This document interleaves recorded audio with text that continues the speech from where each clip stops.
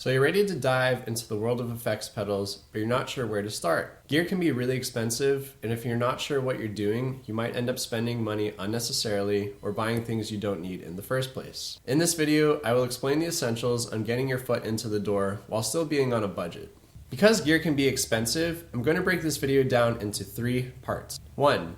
Gear that you will absolutely need to buy. 2.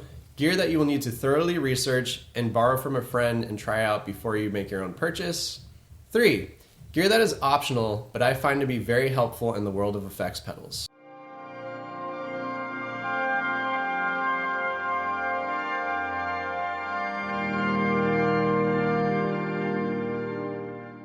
The first thing that you will absolutely have to buy, of course, is a microphone, as well as a microphone stand. As to what microphone you should purchase, I thoroughly recommend the Shure SM57.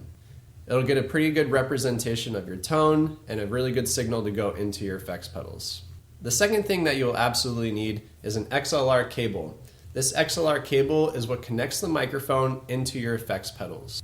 The third thing that is absolutely essential is some sort of way for the XLR cable to enter the effects pedals. Most effects pedals have 1/4 inch input, which means an XLR will not be able to connect to them. Shure makes a transformer that will connect your XLR cables into a guitar pedal without losing any signal. The Shure A85F is a really wonderful tool. I think it's only about $20, but it will transmit your signal from the XLR into 1/4 inch so that you can plug into effects pedals without losing any of your signal. The fourth thing that you're going to absolutely need, and is good to have around anyway, is a 1/4 inch cable. The 1/4 inch cable will run out of your effects pedals and into your amp or the sound system wherever you are so that you can actually hear the sounds from your effects.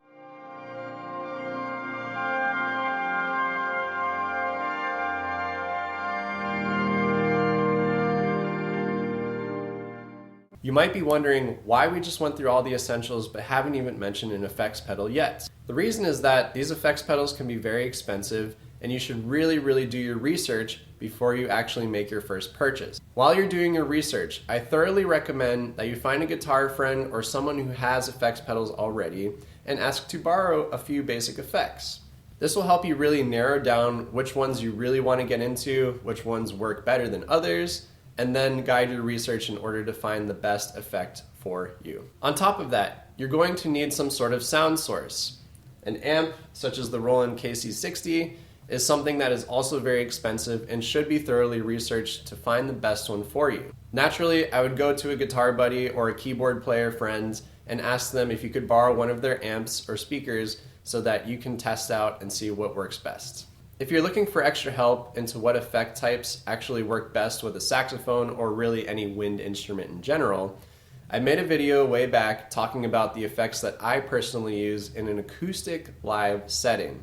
Please check out that video if you would like to see some of the basic effects that I like to use.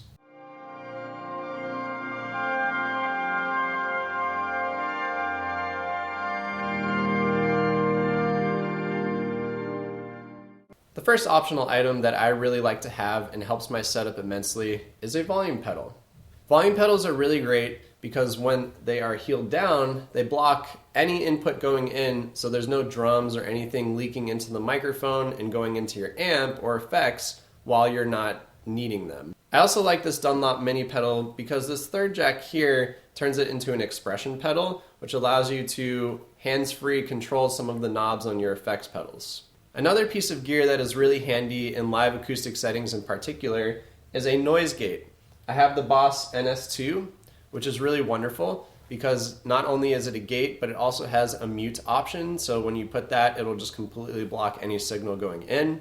Now what this gate is really helpful for is that it's only going to allow the larger signals, aka the things that are right in front of the microphone, to go into the microphone. With this, I don't have to worry about drums, really loud drums bleeding in, or any other instruments on the bandstand. A third piece of gear that you should really invest in is a preamp. Now, if you already have the Shure A85F, a preamp is not exactly necessary, but it is really helpful to boost your signal and get it to an appropriate level that will just really further take your sound better.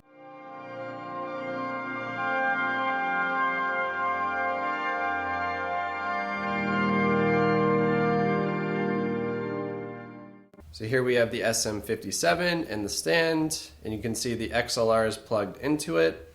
Our XLR is going out into our Shure transformer, into the volume pedal here, and we need an extra 1/4 inch to go out of the volume pedal and up into the effects pedals themselves, and then one more 1/4 inch going out of the pedals into the amp.